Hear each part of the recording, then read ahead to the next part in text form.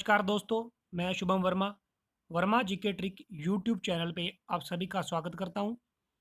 दोस्तों, आज की जो हमारी वीडियो है, ये उन 50 प्रश्नों पे आधारित है, जो बीएसटीसी का जो पेपर हुआ 2020 में, अगस्त 2020 में जो पेपर हुआ था, तो उसके बीएसटीसी में आने वाले वह 50 राजस्थान जीके के प्रश्न हैं, जो 2020 में आए थे और आप अभी जो है तैयारी कर रहे हो बीएसटीसी की और 2021 में आपका एग्ज़ाम जो होने वाला है, तो ये प्रश्न जो है आपको बहुत ही आपके लिए मददगार होंगे और ये बीएसटीसी के आए हुए प्रश्न हैं, पूरी की पूरी तरह बीएसटीसी की हैं और आपको जो है ये पूरी की पूरी वीडियो बिल्कुल ही आराम से देखनी है और हो सके तो आप जो है अपनी कॉपी और जो भी आपके पास जो पेन है, कॉपी है, उस पे आप जो है नोट करते चलें इन प्रश्नों को और इन प्रश्नों के अलावा और भी इनसे जो प्रश्न जुड़े हुए हैं, उन पे भी हम चर्चा करते रहेंगे साथ-साथ में।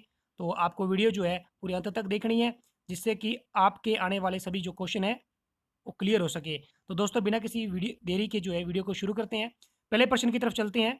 पहला प्रश्न दिया हुआ है, ये आया हुआ प्रश्न है कि वैभवशाली कलात्मक नगरी चंद्रावती पर 11वीं एवं 12वीं शताब्दी में किस वंश के शासकों का शासन रहा? तो आपके पास 4 ऑप्शन दिए हुए थे उस टाइम। इसमें पहला दिया होता है गुज्जर प्रतिहार, आबू के परमार, सांबर के चौहान या गोहिल सिसोदिया। यहाँ गोहिल से संबंधित याद रखना, गोहिल सिसोदिया भी आ सकता है। तो ये प्रश्न आया हुआ है 2020 की परीक्षा में। तो इसका जो राइट आंसर हो जाएगा वो हो जाएगा बी, आबू के परमार। आबू के परमार जो थे, इनके द्वारा जो है चंद्रावती 11वीं और 12वीं शताब्दी में इन वंशों की जो है शासन रहा था।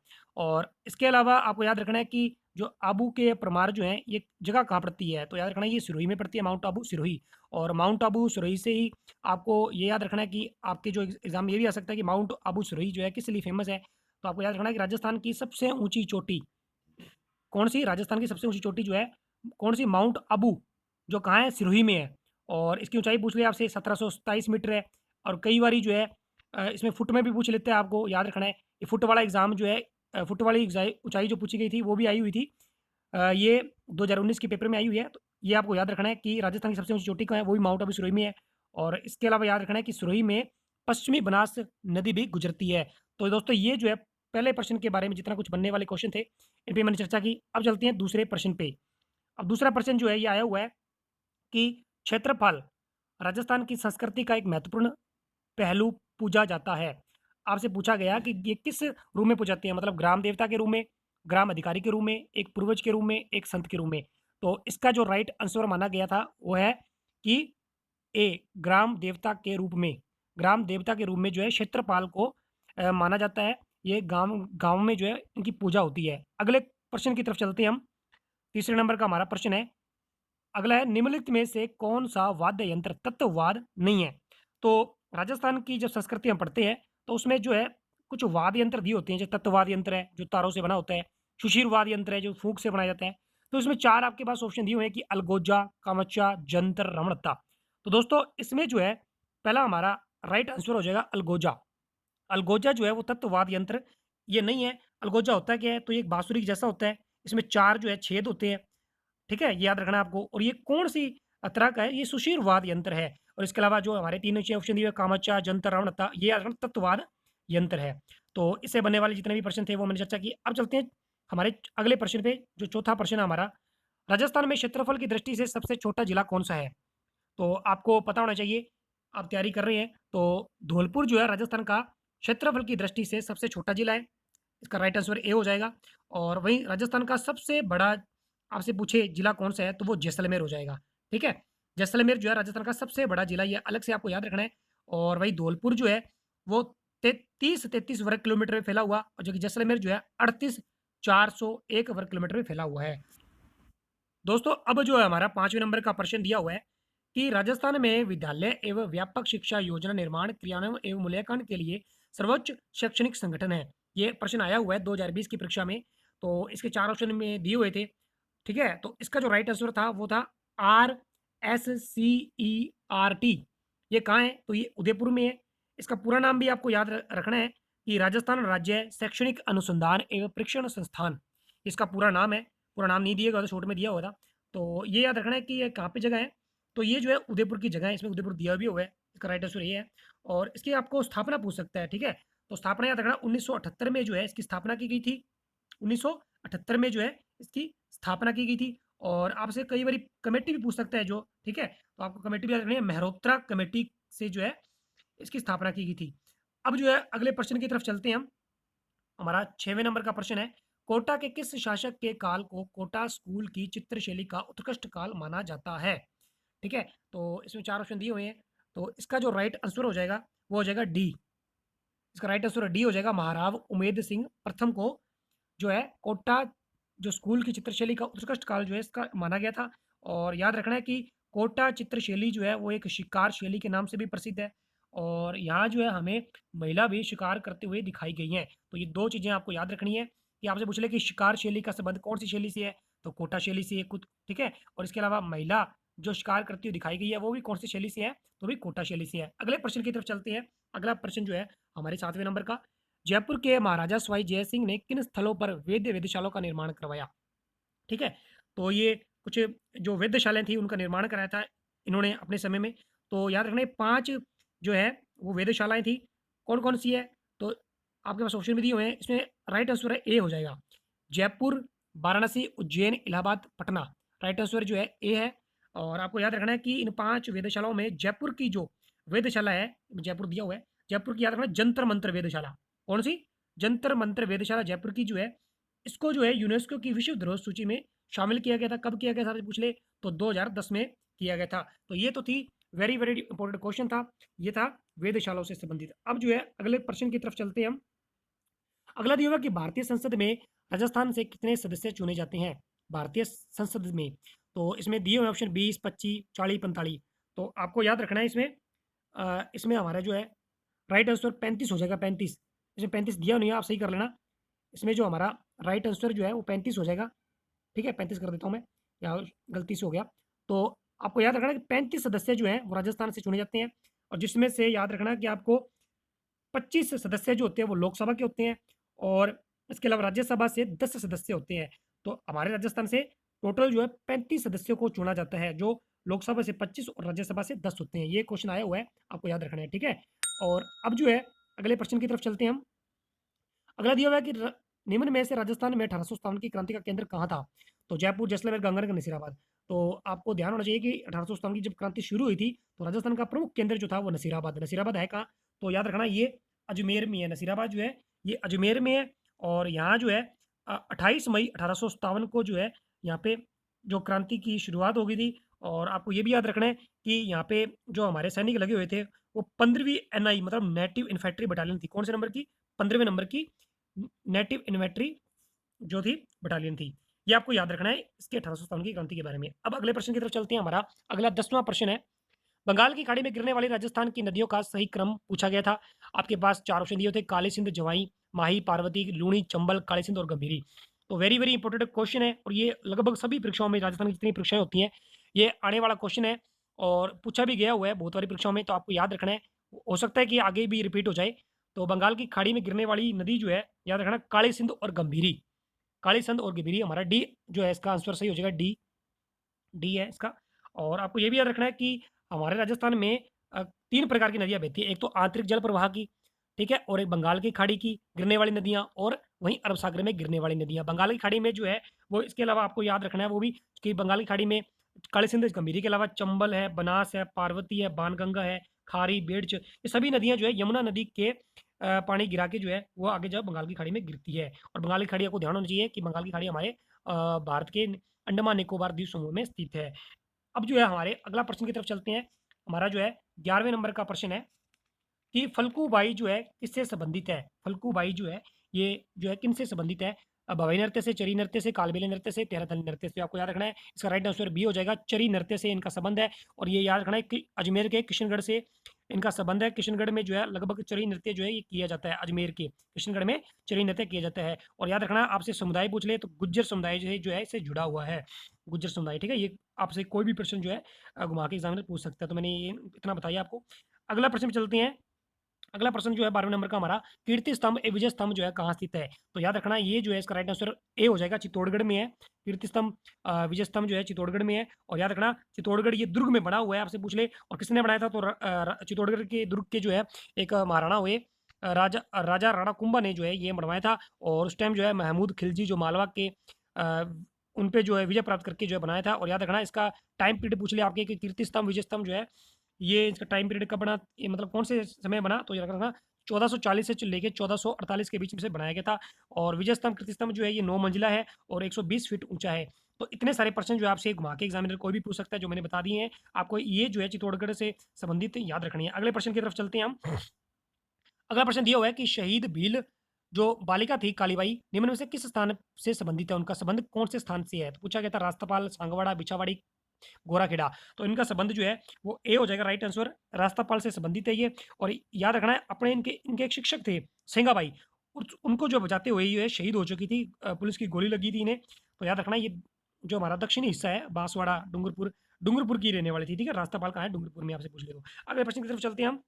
अगला प्रश्न दिया हुआ है कि राजस्थान में वर्ष 2011 की जनगणना के अनुसार 1000 पुरुषों के मुकाबले में स्त्रियों की संख्या का लिंगानुपात कितना है। तो आपको याद रखना है कि ये क्वेश्चन पूछा गया, ठीक है, 2020 की परीक्षा में। तो इसमें जो राइट आंसर बी जो है माना गया था 928, 928 इसका जो है वो सही है। और याद रखना कि सर्वाधिक लिंगानुपात वाला जिला आपसे पूछे राजस्थान में, ये आपके पास प्रश्न आ जाए कि सर्वाधिक लिंगानुपात वाला जिला कौन सा है, तो डूंगरपुर है। और वही कम कौन सा है, तो धौलपुर है। ये याद रखना है आपको, ठीक है, दोनों से, ये दोनों इससे संबंधित है। अगले प्रश्न की तरफ चलते हैं हम। अगला दिया हुआ है कि भोरट का पठार राजस्थान के किन जिलों में फैला हुआ है। आपके पास 4 ऑप्शन दिए हुए थे, तो इसका राइट आंसर जो माना गया वो है हमारा ए हो जाएगा, उदयपुर और राजसमंद में भोरट का पठार जो है वो फैला हुआ है। और इसके अलावा आपको याद रखना है कि भोरट का पठार जो है ये दूसरे नंबर का राजस्थान का सबसे ऊंचा पठार है। आपसे पूछे कि इसकी ऊंचाई कितनी है, तो याद रखना 1225 मीटर इसकी ऊंचाई है। और याद रखना कि राज्य का सबसे ऊंचा आपसे पठार पूछे तो उड़िया का पठार, राजस्थान का सबसे ऊंचा पठार पूछे तो उड़िया का पठार, ये माउंट आबू सिरोही में है और इसकी ऊंचाई पूछे तो 1360 मीटर है। अगले प्रश्न की तरफ चलते हैं हम। अगला प्रश्न जो दिया हुआ है हमारे 16 नंबर का कि जनगणना 2011 के अनुसार राजस्थान की निम्नलिखित में से किन जिलों में जो है जोड़ों का सबसे कम साक्षरता जो है पूछी गई थी, ठीक है। सबसे कम साक्षरता वाले जिले कौन कौन से हैं, तो आपको याद रखना है इसका राइट आंसर सी हो जाएगा, जालौर और सिरोही जो है यहाँ पे कम साक्षरता है। और आपसे पूछे कि वैसे भी कि राज्य की कुल साक्षरता कितनी है, हमारे राजस्थान की कुल साक्षरता कितनी है, ये भी जो है प्रश्न आया हुआ है बहुत सी परीक्षाओं में कि राजस्थान की कुल साक्षरता कितनी है। तो हम जो ये प्रश्न जब हल कर रहे हैं तो इससे बनने वाले और भी जो प्रश्न है उन पे भी हम चर्चा कर रहे हैं साथ साथ। कि आपको ध्यान है कि आपसे पूछ ले कि राजस्थान की कुल साक्षरता कितनी है, तो 66.1% है राजस्थान की साक्षरता, 66.1% है। और आपको याद रखना है कि सर्वाधिक साक्षरता जिला जो है, सर्वाधिक साक्षरता जो है कौन से जिले की है, तो याद रखना कोटा जिले की है। और इसके अलावा कम महिला साक्षरता जो है वो जालौर की है।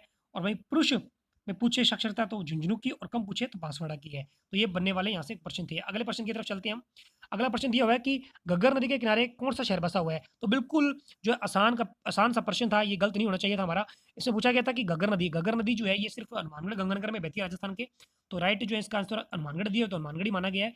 और ये आपको याद रखना है कि इसके अलावा इससे बनने वाले प्रश्न जो और भी हैं कि जैसे शिवालिक पहाड़ियाँ जो हिमाचल प्रदेश है वहाँ से इसका उद्गम होता है कालिका पहाड़ियों से, और ये हरियाणा राजस्थान से बहती हुई राजस्थान में हनुमानगढ़ गंगानगर से बहती हुई जो पाकिस्तान के फोटावास कस्बे में जाके ये लुप्त हो जाती है।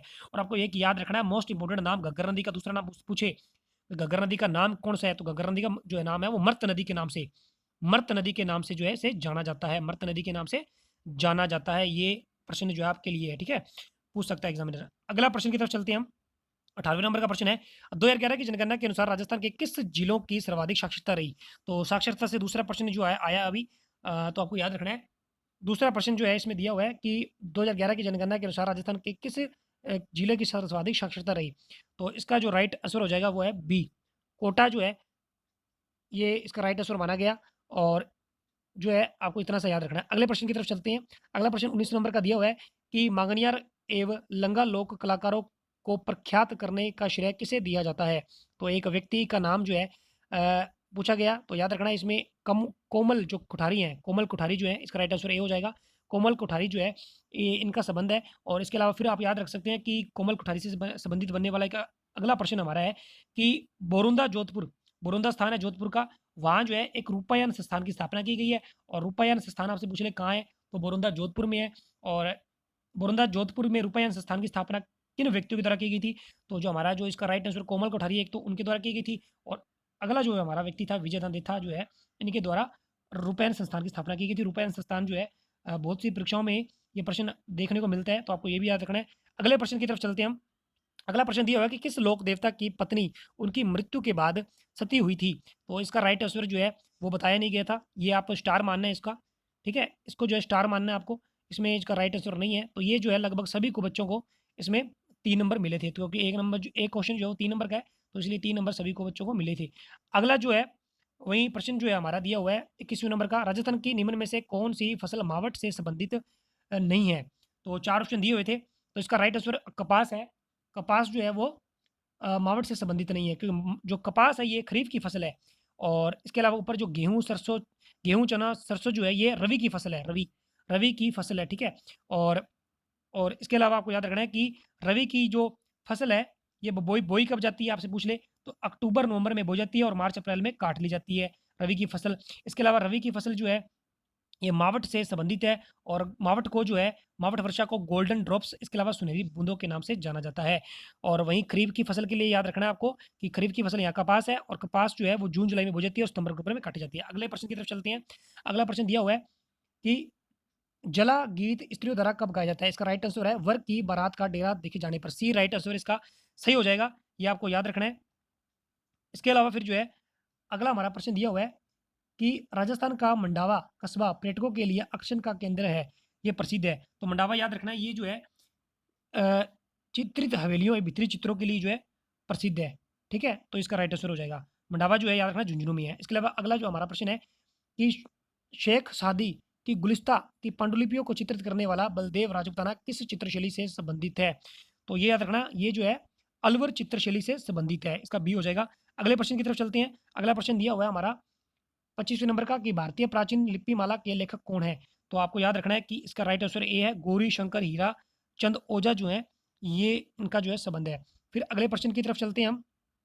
अगला प्रश्न दिया हुआ है कि जामर कोटड़ा, ये खान पूछी गई है। जामर कोटड़ा खनिज से संबंधित टॉपिक है कि जामर कोटड़ा जो है इसकी खान कहाँ है? तो याद रखना जामर कोटड़ा जो है ये जो है उदयपुर में जो है इसकी खान है, और वे किसके लिए प्रसिद्ध है? तो याद रखना रॉक फास्फोर्ड के लिए प्रसिद्ध है। बी इसका राइट आंसर हो जाएगा। और रॉक फास्फोर्ड के लिए आपको याद रखना है कि आपसे पूछ रही रॉक फास्फोर्ड जो क्या क्या काम आते हैं, तो रासायनिक खाद्य निर्माण में, इसके अलावा लवणीय मृदा के उपचार में भी काम आता है। और जामर कोटड़ा जो खान है उदयपुर में, इसकी जो खोज है वो 1968 में की गई थी। अगले प्रश्न की तरफ चलते हैं। अगला प्रश्न जो हमारा 27वें नंबर का है। अगला दिया हुआ कि रणखार के लेखक कौन है? तो रणखार के लेखक जो है ये करंट का क्वेश्चन पूछा गया था, 2019-20 का था। तो उस टाइम जो है एक व्यक्ति हैं जितेंद्र कुमार सोनी। जितेंद्र कुमार सोनी बी हो जाएगा सर राइट। ये आईएएस कलेक्टर थे, ठीक है? ये इसका संबंधित है। इसके अलावा अगला प्रश्न है हमारा 28वें नंबर का। अगला दिया हुआ है कि राजपूताना की अंतिम रियासत कौन-सी थी जिसने ब्रिटिश ईस्ट इंडिया कंपनी के अधीनता स्वीकार की थी? तो इसका राइट आंसर हो जाएगा सी, सिरोही थी। और सिरोही ने याद रखना 1823 में जो है लास्ट में अधीनता स्वीकार की, और शासक याद रखना इनके शिव सिंह थे। अगला प्रश्न दिया हुआ है 29वें नंबर का, निम्न में से कौन-सा एक लोक चित्रकला जो है उदाहरण नहीं है? लोक चित्रकला का उदाहरण नहीं है, तो 4 ऑप्शन दिए हुए हैं। तो इसमें याद रखना जो हमारी बनी-ठनी जो है ये लोक चित्रकला नहीं है, ये क्या है? ये चित्रशैली है। और ये चित्रशैली कहाँ की है? तो किशनगढ़ अजमेर की याद रखना है आपको, ठीक है? और इसके अलावा याद रखना है कि किशनगढ़ अजमेर की ये बनी-ठनी चित्रकला जो है किसने बनाई थी? तो निहाल चंद एक हुए, उनके द्वारा बनाई गई थी। और बनी-ठनी को राजस्थान की मोनालिसा कहा जाता है। तो ये 4-5 तरह के प्रश्न बनने वाले थे, ये आपको याद रखना है। अगला जो प्रश्न दिया हुआ है हमारा 30वें नंबर का, कालीबंगा का प्रथम उत्खननकर्ता कौन था? ये प्रश्न जो है वो पूछा गया कि कालीबंगा जो है का प्रथम उत्खननकर्ता कौन था? तो याद रखना है आपको कि बी के थापर इसमें दिया हुआ है, बी के थापर। और इसके अलावा एक व्यक्ति और भी आपको याद रखना है, वो भी कई बार पूछ लिया जाता है। और दूसरे थे बी लाल। इनके द्वारा जो उत्खननकर्ता किया गया था 1961 से लेके 1970 के बीच। और याद रखना कालीबंगा जो है ये हनुमानगढ़ में है। और आपसे नदी पूछे कि हनुमानगढ़ कौन सी नदी के किनारे है? तो घग्गर नदी के किनारे। और यहाँ पे जो याद रखना है अलग से आपको कि विश्व का प्रथम जुता हुआ खेत के जो परिणाम जो है प्रमाण जो है वो यहीं पे मिले थे। और इसको याद रखना है कि कालीबंगा की खोज जो है वो अमलानंद घोष ने की थी, जो 1952 में की थी। तो ये जो है कालीबंगा से बनने वाले 4-5 तरह के क्वेश्चन थे, वो मैंने चर्चा की। अगला हमारा प्रश्न दिया हुआ है 31वें नंबर का कि दर्रा वन्यजीव अभयारण्य जो है कहाँ स्थित है? तो राइट आंसर इसका जो है बी हो जाएगा। कोटा के अंदर है। दर्रा वन्यजीव अभयारण्य जो है वो कोटा के अंदर है। और याद रखना गांगरोणी तोते और धोकड़ा वनों के लिए प्रसिद्ध है। अगले प्रश्न की तरफ चलते हैं। अगला प्रश्न हमारा दिया हुआ है 32वें नंबर का कि निम्नलिखित में से किस नृत्य के साथ साँझ नामक वाद्य यंत्र का प्रयोग किया जाता है? तो याद रखना जो है इसका जो राइट आंसर हो जाएगा हमारा कौन-सा है? वो नृत्य तो कच्छी घोड़ी नृत्य है। ए हो जाएगा इसका राइट आंसर। कच्छी घोड़ी नृत्य जो है याद रखना शेखावटी क्षेत्र का है। और शेखावटी क्षेत्र में आने वाले जिले 2-3 हैं, चूरू, झुंझुनू, सीकर है। अगले नंबर का हमारा प्रश्न है 33वें नंबर का, प्रसिद्ध अमर सागर जैन मंदिर राजस्थान किस जिले में है? तो याद रखना बी इसका राइट आंसर हो जाएगा जैसलमेर। जैसलमेर जो है यहाँ पे इसके मंदिर बना हुआ है। अगले प्रश्न की तरफ चलते हैं हम। अगला प्रश्न दिया हुआ है हमारा 34 नंबर का कि ग्राम पंचायत का सचिव होता है। ग्राम पंचायत का सचिव होता है, इससे जो है इसका राइट आंसर माना गया वो याद रखना है डी हमारा हो जाएगा कि ग्राम सेवक। ग्राम सेवक जो है एक अधिकारी होता है, ठीक है, ग्राम सेवक, और इसे जो है ग्राम का सचिव भी कहा जाता है। तो ये इसका राइट आंसर था। अगला प्रश्न जो है हमारा 35 नंबर का कि पश्चिमी क्षेत्र सांस्कृतिक केंद्र उदयपुर के सभापति कौन है? तो इसका पूछा गया सदस्य कौन होता है? तो आपके पास ऑप्शन है कि राज्यपाल होता है, मुख्यमंत्री, पर्यटन मंत्री या जो है आयुक्त होता है। तो याद रखना जितने भी जो ये जो केंद्र होते हैं हमारे राजस्थान के, सांस्कृतिक केंद्र है चाहे वो कौन सा भी केंद्र है, तो इसके लगभग लगभग जो है वो हमारे राजस्थान का राज्यपाल को ही बनाया जाता है। तो इसका राइट आंसर जो है वो ए हो जाएगा, राज्यपाल। फिर जो है अगला हमारा प्रश्न दिया हुआ है 36वें नंबर का कि राजस्थान की सीमा कितने राज्यों की सीमाओं से मिलती है? तो याद रखना 5 राज्यों से मिलती है। राइट आंसर ए हो जाएगा, 5 राज्यों से मिलती है। और 5 राज्य कौन-कौन से हैं? तो पंजाब, हरियाणा, यूपी, एमपी और गुजरात है, जो हमारे राजस्थान के साथ लगती हैं। और आपसे पूछ ले कि इनकी पाँचों राज्यों की जो सीमा कितनी लगती है? तो याद रखना 4,850 किलोमीटर की सीमा जो है, ये 5 राज्यों से मिलती है। और फिर जो है अगला हमारा प्रश्न दिया हुआ है 37वें नंबर का कि राजस्थान के कौन से 2 जिलों में जनसंख्या घनत्व 500 व्यक्ति प्रति वर्ग किलोमीटर से अधिक है? तो 2011 की जनगणना आपको पता है कि 2011 की जनगणना के अनुसार पूछा गया, और जनगणना जो है हर 10 साल बाद होती है। तो ये 2011 की जनगणना से पूछा गया था। तो इसका जो राइट आंसर है वो याद रखना बी हो जाएगा, जयपुर और भरतपुर जो है इनके जो है जनसंख्या घनत्व अधिक है। और आपसे पूछे कि न्यूनतम जनसंख्या घनत्व जो है वो यहाँ ऑप्शन दिया नहीं हुआ, न्यूनतम पूछे तो जैसलमेर है। अगले प्रश्न की तरफ चलते हैं। अगला प्रश्न दिया हुआ है 38 नंबर का कि महाराणा कुंभा के शासनकाल में दिल्ली सल्तनत जो है इन किन राजवंशों का शासन रहा था? कि महाराणा कुंभा के समय दिल्ली सल्तनत में उस समय किन राजवंश को शासन रहा? तो याद रखना इसका राइट आंसर जो है वो हो जाएगा सी, सैयद वंश और लोधी वंश। ये 2 वंश अलग-अलग है, याद रखना सैयद और लोधी। सैयद वंश जो है वो 1414 से 1451 में आया। ये आपसे जो है क्वेश्चन पूछ पूछ लिया जा सकता है, कोई बड़ी बात नहीं है इसमें, ठीक है? ये इससे संबंधित ही है। और लोधी वंश जो है वो याद रखना है आपको 1451 से 1526 तक, 1451 से 1526 तक लोधी वंश आया। अगले प्रश्न की तरफ चलता है। अगले प्रश्न जो है हमारा 39वें नंबर का प्रसिद्ध पर्यटक स्थल सामौद महल राजस्थान के किस जिले में है? तो याद रखना ये जयपुर में है। ए इसका राइट आंसर सही हो जाएगा, ठीक है? अब अगले प्रश्न की तरफ चलते हैं। 40वें नंबर का हमारा 10 प्रश्न हमारे और रह गए हैं, वो भी आपको देखने हैं। 40वें जो है 40वें नंबर का प्रश्न दिया हुआ है कि राजस्थान का क्षेत्रफल भारत के क्षेत्रफल का कितने प्रतिशत लगभग है? तो याद रखना लगभग पूछा है, तो इसमें जो है 11% हो जाएगा, ठीक है? ए हो जाएगा। वैसे तो इसमें जो दिया होता है वो 10.41% भी कई बार जो है परीक्षा में देखने को मिलता है। तो यहाँ आपको जो है 11% दिया होता है, तो आपको ये राइट करना था। इसके अलावा ये 10.11% मिले तो भी आपको सही करना है, दोनों ही जो है सही है। और याद रखना राजस्थान जो राज्य है वो भारत का क्षेत्रफल में सबसे बड़ा राज्य है। और इसके अलावा आपको याद रखना है कि राजस्थान की कुल क्षेत्रफल कितना है? तो 3,42,239 वर्ग किलोमीटर है। और आपसे पूछे कि राजस्थान का जनसंख्या में स्थान कौन-सा है? तो 7वें नंबर का है, ठीक है? तो भारत में जनसंख्या के अनुसार तो 7वां स्थान है राजस्थान का, और भी क्षेत्रफल में प्रथम स्थान है। अगला प्रश्न की तरफ चलते हैं। अगला प्रश्न जो हमारा 43वें नंबर का, राजस्थान के किस जिले की अंतर्राज्यीय सीमा सबसे छोटी है? तो याद रखना बी बीकानेर। आपको यहाँ पता होना चाहिए कि हमारे जो 4 जिले अंतर्राष्ट्रीय सीमा बनाते हैं, गंगानगर, बीकानेर, जैसलमेर, बाड़मेर। गंगानगर, बीकानेर, जैसलमेर, बाड़मेर में से गंगानगर बीकानेर की जो सीमा है वो 168 है, जो सबसे कम लगती है, और जैसलमेर की 464 है, जो सर्वाधिक लगती है। और याद रखना जो हमारी अंतर्राष्ट्रीय सीमा जो है इसे रेड क्लिफ रेखा के नाम से जाना जाता है। और याद रखना 1017 किलोमीटर इसकी अंतर्राष्ट्रीय सीमा लगती है। तो आपसे प्रश्न जो है वो एग्जामिनर इसमें जो बनने वाले हैं वो भी पूछ सकता है आपसे। अगला प्रश्न है हमारा 42वें नंबर का, राज्य में आवास संबंधी आवश्यकताओं की पूर्ति हेतु राजस्थान आवासन मंडल की स्थापना कब की गई? तो याद रखना ये जो है इसकी स्थापना जो है 1970 में की गई थी। बी हो जाएगा। और याद रखना कार्यालय जो है इसका जयपुर में है। अगले प्रश्न की तरफ चलते हैं। हमारा 43वें नंबर का प्रश्न है कि यहाँ एक बड़ा सा प्रश्न दिया हुआ था, ठीक है?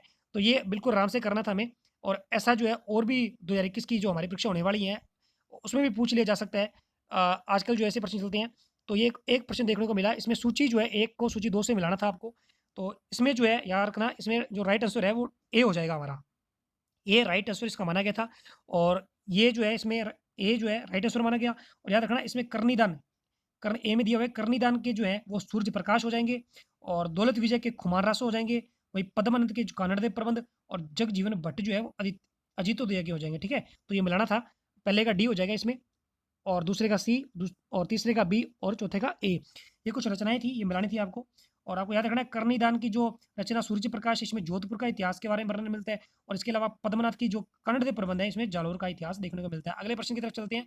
अगला प्रश्न जो है हमारा 44 नंबर का कि सिरोही राज्य प्रजामंडल की स्थापक कौन थे? तो इसका जो संस्थापक था याद रखना गोकुल भाई भट्ट जो है वो इसका संस्थापक था और इसकी स्थापना जो है 1939 में की थी, 1939 39 में। ठीक है, ये आपको याद रखना है। अगला प्रश्न हमारा 45वें नंबर का, राजस्थान में मंत्रिपरिषद के सदस्यों की अधिकतम संख्या जो है कितनी होती है? आपको याद रखना है कि राजस्थान में जो मंत्रिपरिषद है, यहाँ यहाँ जो है 30 जो है वो मंत्रिपरिषद की संख्या होती है। लगभग जो है राजस्थान की विधानसभा सीटें पूछी आपको, तो याद रखना 200 विधानसभा सीटें हैं राजस्थान की, 200 विधानसभा सीटें हैं और जिसमें से 200 का 15% होता है 30। तो ये जो है प्रश्न लगभग बहुत सी परीक्षाओं में आया हुआ है, तो ये बीएसटीसी में रिपीट हुआ है और ये आपको याद रखना है। लगभग जितने भी ये प्रश्न हो रहे हैं, चाहे ये पूछे तो बीएसटीसी में गए हैं, लेकिन फिर भी ये राजस्थान जीके के प्रश्न है और लगभग जितने भी, चाहे आप बीएड की तैयारी कर रहे हो, राजस्थान पुलिस कांस्टेबल, पटवार, ग्राम सेवक, रीट, कोई भी परीक्षा में, ये लगभग सभी परीक्षाओं में आने वाले प्रश्न है। तो ये ऐसे नहीं है कि ये बीएसटीसी में है और 2021 से 22 में भी ये आपके जो है यहाँ से क्वेश्चन कुछ रिपीट हो सकते हैं, तो आपको जो है ये याद करनी है। अगला प्रश्न दिया हुआ है कि भील जनजाति राज्य के किस भाग में मुख्यतः निवास करती है? भील जनजाति जो है, भील जनजाति जो है ये याद रखना एसटी कैटेगरी की होती है और ये जो है राजस्थान के दक्षिणी भाग में रहती है। और दक्षिणी भाग में जितने भी जिले आते हैं याद रखना उदयपुर संभाग के हैं। उदयपुर संभाग में आने वाले जैसे डूंगरपुर, बांसवाड़ा, प्रतापगढ़, चित्तौड़गढ़, राजसमंद, भीलवाड़ा, ये जिले आते हैं, तो आपको याद रखनी है दक्षिण भाग। अगले प्रश्न जो है हमारा 47वें नंबर का प्रश्न है कि राजस्थान में व्यापारिक फसलों में नरमा जो है किस्म किसकी है? तो हमें पता होना चाहिए कि नरमा जो है वो कपास से है और कपास जो है ये अमेरिकन जो है कपास है होती है। ठीक है, तो ये बिल्कुल आसान सा प्रश्न था, ये गलत नहीं होना चाहिए था हमारा, ये पूछा गया था। अगला प्रश्न है हमारा 48वें नंबर का कि राजपूताना मध्य भारत सभा की स्थापना कब की गई थी? तो याद रखना राजपूताना मध्य भारत सभा की इनमें से कोई नहीं आएगा। ठीक है, डी इसमें दिया नहीं हुआ, इसका डी है। और याद रखना आपको कि इसकी जो स्थापना वो 1918 में की गई थी, 1918 में की गई थी, जो इसमें दिया नहीं हुआ। और ये याद रखना दिल्ली में की गई थी। और अब जो दो प्रश्न हमारे लास्ट और बचते हैं वो भी देख लेते हैं हम। अगला जो है वो है जोधपुर राज्य का शासक नहीं है। जोधपुर राज्य का शासक नहीं है, याद रखना जोधपुर में जो है राठौड़ वंश जो है रहा था 1400-1500 के आसपास, ईस्वी के आसपास। तो इसमें जो है वो हो जाएगा सी, अनूप सिंह जो है इनका संबंध जोधपुर के राठौड़ राजवंशों से नहीं है। और अनूप सिंह जो है ये याद रखना बीकानेर राजवंश थे और बीकानेर के अनूप सिंह का दरबारी कवि जो था बावट था, ये तरह से याद रखना आपको। और अगला जो हमारा लास्ट प्रश्न दिया हुआ है, ठीक है, इस वीडियो का लास्ट प्रश्न है, वो दिया हुआ है कि किस विधानसभा चुनाव में राजस्थान विधानसभा की सदस्य संख्या 184 से बढ़ाकर 200 की गई थी? तो वेरी वेरी इंपॉर्टेंट, ये राजस्थान पुलिस कांस्टेबल के 2018 की परीक्षा में पूछा गया क्वेश्चन था। तो इसका याद रखना छठी विधानसभा जो थी इसमें 184 से बढ़ाकर जो है राजस्थान की विधानसभा सीटें 200 कर दी गई थी। आपसे पूछे कि वर्तमान में राजस्थान की विधानसभा सीटें कितनी है, तो ये भी 200 ही है। ठीक है, 200 है राजस्थान की विधानसभा सीटें। तो दोस्तों ये 50 जो हमारे प्रश्न थे वो 2020 की परीक्षा जो हुई थी अगस्त में, 30 अगस्त 2020 को होने जो हुई थी परीक्षा, उसमें 50 जीके के क्वेश्चन थे और ये मैंने बिल्कुल ही आसान सरल भाषा में ये आपको जो है समझाने की कोशिश भी की और ये जो है बताए भी मैंने और ये सोल्व भी जो है पेपर करवाया। इसके अलावा जो है ये प्रश्न आपको याद तो रखने ही रखने हैं क्योंकि ये आपकी जो होने वाली तैयारी जो है उसमें जो है बड़ी जो है महत्वपूर्ण काम करेंगे प्रश्न ये। तो आपको जो है ये प्रश्न बिल्कुल बढ़िया तरीके से याद रखने हैं। और कोई जो वीडियो हम जो है बीटीसी से संबंधित है जल्दी लेके आएंगे। और आप यदि चैनल पे पहली बार आए तो चैनल को जरूर सब्सक्राइब करें और वीडियो पसंद आई हो पूरी आपको तो वीडियो को लाइक करें और अपने दोस्तों तक भी जो है ये बीएसटीसी का सोल्ड जो पेपर 50 क्वेश्चन जीके के थे ये आप भेजना ना भूलें। और किसी नेक्स्ट वीडियो के साथ जल्द मिलेंगे, तब तक के लिए धन्यवाद।